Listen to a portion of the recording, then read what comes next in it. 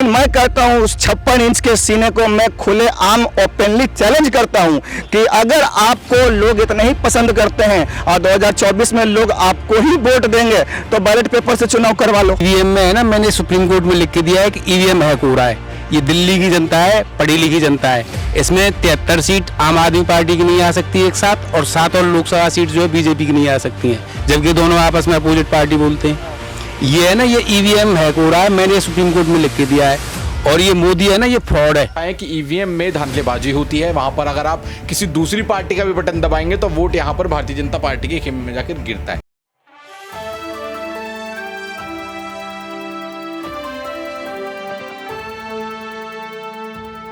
चुनाव नजदीक आते हैं और ईवीएम को लेकर लगातार सवाल खड़े होने लगते हैं। ये कहा जाता है कि ईवीएम में धांधली हो रही है, ईवीएम चोरी की गई है, ईवीएम को बदल दिया गया है। ये भी कहा जाता है कि वोट डालते हैं साइकिल को पहुंच जाता है फूल को।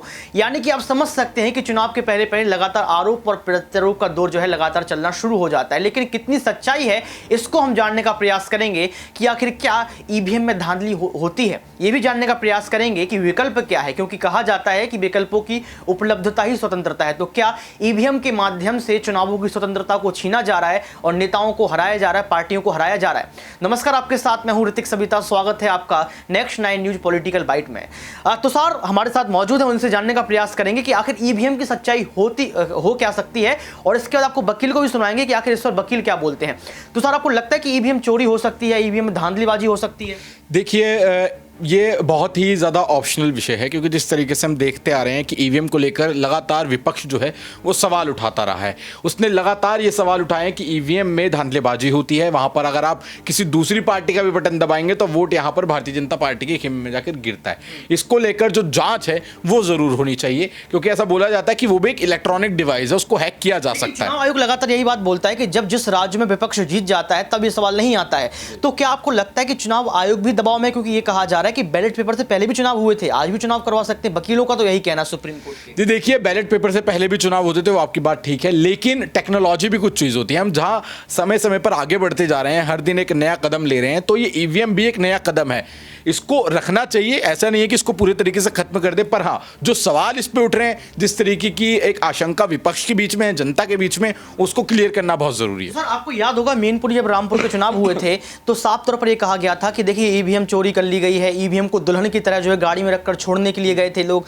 तो क्या आपको लगता नहीं कई सारी तस्वीरें ऐसी आ चुकी हैं जिससे सिद्ध हो चुका है कि ईवीएम में गड़बड़ी होती है, ईवीएम में धांधली होती है? देखिए, चोरी तो बैलेट बॉक्स की भी हो सकती है, उसके भी धांधली की जा सकती है। आपने देखा होगा जब टीएमसी बंगाल में चुनाव हो रहे थे, तो टीएमसी और भाजपा जब आपस में भिड़ गई थी पंचायत चुनावों में, तब वहां भी कई जगह ऐसी थी जहां पर बैलेट पेपर से चुनाव हो रहे थे और वहां घुस के भी उन बैलेट बॉक्स को उठा के चुराया गया, उनको ले जाया जा रहा था, जो पर्चियां थी उनको जलाया जा रहा था, फाड़ के फेंका जा रहा था। तो यहाँ पर दोनों में ही प्रॉज एंड कॉन्स, यानी कि हमें कमियां और अच्छाइयां जो है वो देखने को मिलती हैं। लेकिन इसका मतलब ये नहीं है कि आप ईवीएम को पूरी तरीके से बैन कर देंगे। हाँ, उस पर आप जांच बिठाइए, एक बार पूरे अच्छे तरीके से उस पर जांच कीजिए, उसके बाद जो निष्कर्ष निकल कर आ रहा है उसके से आप काम कीजिए। दर्शकों को दिखा दे कि इस मुद्दे पर वकीलों का क्या कुछ कहना है और सुप्रीम कोर्ट के वकील आखिर क्यों ईवीएम को टारगेट कर रहे हैं और ये क्यों कह रहे हैं कि अगर ईवीएम बैन हो जाएगी तो पानी का पानी, दूध का दूध हो जाएगा। पहले आप इस वीडियो को देखिए।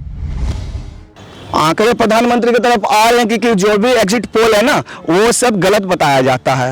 वो कभी भी कोई भी नेशनल चैनल उठाकर दे, वो मोदी जी के अलावा, बीजेपी के अलावा किसी और पार्टी का वो वहाँ पर ऐड आते ही नहीं है। और जो भी आंकड़े वो मोदी जी की तरफ आते हैं ताकि लोगों को ये भ्रमित हो जाए कि 2024 में मोदी जी वापस आने वाले हैं और दूसरा कोई नहीं आने वाला है। लेकिन मैं कहता हूँ उस 56 इंच के सीने को मैं खुले आम ओपनली चैलेंज करता हूँ कि अगर आपको लोग इतना ही पसंद करते हैं और 2024 में लोग आपको ही वोट देंगे तो बैलेट पेपर से चुनाव करवा लो, आपको सच्चाई सामने आ जाएगी। अगर आप बैलेट पेपर से चुनाव करवाते हो और पब्लिक आपको दिल से चाहती है तो आप ही को वोट देगी। बैलेट पेपर इतना आसान थोड़ी ना जितना आप समझ रहे हैं। आसान है बैलेट पेपर? बिल्कुल आसान है। इसके पहले बैलेट पेपर से ही चुनाव होता था। ईवीएम में एवरी वोट टू मोदी। हाँ सर, विकल्पों की उपलब्धता ही स्वतंत्रता है। विकल्प तो ईवीएम है ना, आरवीएम में विकल्प। ईवीएम में तो चोरी होती है। ईवीएम इलेक्ट्रॉनिक एक है, उसमें छोटा सा एक गैजेट लगा दो, अमेरिका में बैठे बैठे यहाँ कहीं भी हैक हो जाता है, लंदन में बैठे बैठे यहाँ कहीं भी हैक हो जाता है। आप वोट दोगे कांग्रेस को, आप वोट दोगे आम आदमी पार्टी को, लेकिन अंदर ही अंदर वोट जाएगा बीजेपी को। तो आप ईवीएम से क्यों इलेक्ट्रॉनिक वैसे संस्था? इस बयान को देखकर आप फंस सकते हैं। ये बयान आप दे रहे हैं जो ईवीएम को लेकर, कितने सालों से ईवीएम से जो है वोटिंग चल रही है, और आप कह रहे हैं कि वोट जाता है किसी और को। बिल्कुल, ईवीएम का जांच होना चाहिए, ईवीएम का जांच करवा लो। मैं तो बयान दे रहा हूँ, बयान तो कोई भी दे सकता है, आरोप तो कोई भी लगा सकता है, लेकिन इस ईवीएम को आप जांच क्यों नहीं करवा रहे हो? ईवीएम का जांच होना चाहिए ना। ईवीएम में तो बार बार ईवीएम कितने पकड़ाए जाते हैं, उसमें अभी भी ईवीएम पे बैन लगने वाला है। जिस देश ने भारत देश को छोड़कर अब किसी भी कंट्री का ऐसे किसी भी ऐसे देश का नाम बताओ जहां ईवीएम से चुनाव होते हैं। आपने ईवीएम का जिक्र किया, एक साथी से भी पूछ लेते हैं, आपका नाम क्या है सर? मुकेश गुप्ता, बदरपुर रहता हूँ मैं। बदरपुर रहता हूँ। तो ईवीएम को लेकर आप कुछ कह रहे थे, हैकिंग को लेकर क्या कुछ? ईवीएम में है ना, मैंने सुप्रीम कोर्ट में लिख के दिया है कि ईवीएम हैक हो रहा है।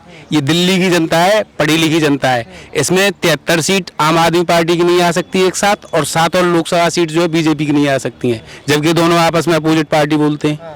ये है ना, ये ईवीएम हैक हो रहा है, मैंने सुप्रीम कोर्ट में लिख के दिया है। और ये मोदी है ना, ये फ्रॉड है।